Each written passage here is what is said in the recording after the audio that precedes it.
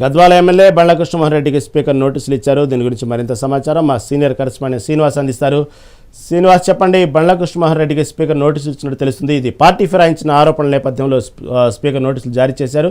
కాకపోతే బండ్ల కృష్ణమోహన్ రెడ్డి నేను ఇంకా బీఆర్ఎస్లోనే కొనసాగుతున్నాను, పార్టీ మారలేదు, కేవలం అభివృద్ధి కార్యక్రమాల కోసమే సీఎం రేవంత్ రెడ్డిని కలిశానని ఆరోపిస్తున్నారు. మరి దీని గురించి తాజా అప్డేట్ ఏంటి? ఆయన స్పీకర్కి వివరణ ఇస్తామంటున్నారు.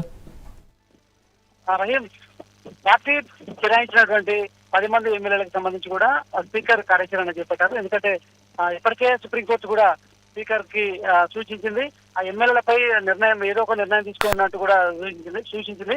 అయితే గత 2023 ఎన్నికల్లో టీఆర్ఎస్ పార్టీ నుండి గెలిచినటువంటి 10 మంది ఎమ్మెల్యేలు కాంగ్రెస్ ప్రభుత్వం ఏర్పడగానే కాంగ్రెస్ పార్టీలో చేరారు సీఎం రేవంత్ రెడ్డి సమక్షంలో. ఈ నేపథ్యంలో కూడా దాన్ని పార్టీ ఫిరాయింపుల్ని సవాల్ చేస్తూ కూడా టీఆర్ఎస్ కు సంబంధించిన నేతలు హైకోర్టు అంటే ముందుగా స్పీకర్ కి లేఖ ఇచ్చారు, వాళ్ళపై చర్యలు తీసుకోవాలని. స్పీకర్ పట్టించుకోవడంతో కూడా హైకోర్టుకు వెళ్లారు. హైకోర్టు కూడా స్పీకర్ నిర్ణయంలో ఇన్వాల్వ్ కాలేమంటూ కూడా స్పష్టం చేసింది.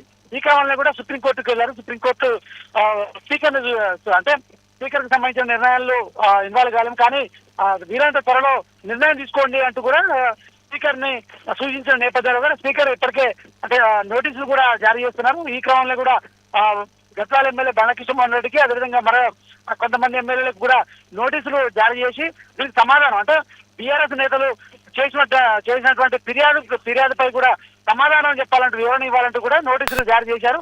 ఈ క్రమంలో కూడా ఏదైతే నోటీసులు అందుకున్నటువంటి గద్వాల ఎమ్మెల్యే బండ్ల కృష్ణమోహన్ రెడ్డి మాత్రం తాను ఇంకా బీఆర్ఎస్ పార్టీలో కొనసాగుతున్నాను, నేను పార్టీ మారలేదు, అదేవిధంగా బీఆర్ఎస్ ని వీడలేదు, కాంగ్రెస్ లో చేరలేదు, ఓన్లీ అభివృద్ధి గద్వాల నియోజకవర్గం అభివృద్ధి కోసమే నేను సీఎం రేవంత్ రెడ్డిని మర్యాద పూర్వకంగా కలిశాను తప్ప నేను ఎక్కడ కాంగ్రెస్ కండా కప్పుకోలేదంటూ కూడా ఆయన స్పష్టం చేశారు. ఈ స్పీకర్ లేఖకు ఖచ్చితంగా వివరణ ఇస్తానంటూ కూడా ఆయన చెప్పిన పరిస్థితుంది. సో మిగతా ఎమ్మెల్యేల అంశంలో కూడా అదే జరుగుతుంది. ప్రధానంగా ఇటు ఏదైతే దాన నాగేందర్ కావచ్చు, అదేవిధంగా ఏదైతే సైదన్ గన్పూర్ ఎమ్మెల్యే కడియం శ్రీహరి కావచ్చు, ఇంకా ఇతర ఎమ్మెల్యేలు భద్రాచలం ఎమ్మెల్యే తెల్ల వెంకట్రావు, ఇట్లా 10 మంది ఎమ్మెల్యేలు కాంగ్రెస్ లో చేరిన నేపథ్యంలో వారికి నోటీసులు ఇచ్చి వారి వివరణ తీసుకోవడానికి కూడా ఇప్పటికే స్పీకర్ అయితే నోటీసులు జారీ చేశారు. వారు అందరూ కూడా స్పీకర్ కి అయితే వివరణ ఇవ్వడానికి కూడా సిద్ధపడ్డారని కూడా చెప్పొచ్చు.